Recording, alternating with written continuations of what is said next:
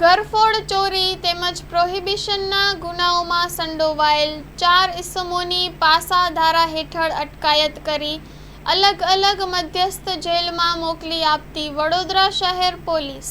ગુનાઓમાં આરોપીની ધરપકડ કરવામાં આવેલ હતી, જે આરોપી જામીન ઉપર મુક્ત થતા સદર આરોપી કોઈ પ્રમાણિક કામ કરતો નથી અને સાગરીત ઇસમોની ગુંડા ટોળકી બનાવેલ છે અને સાગરીતો સાથે ભેગા મળી વડોદરા શહેરના અલગ અલગ વિસ્તારોમાં રાત્રિ તેમજ દિવસ દરમિયાન ફરી બંધ મકાનોને ટાર્ગેટ કરી મકાનના તાળા તોડી ઘરફોડ ચોરીઓ કરે છે અને ચોરીમાં મળેલ રોકડા રૂપિયા તથા મોબાઈલ ફોન સાથે આરોપી પકડાયેલ છે.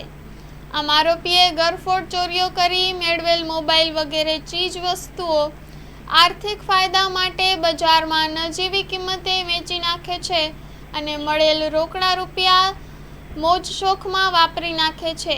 સ્ટોરી રિપોર્ટ બાય નિખિલ ગાયકે, વડોદરા.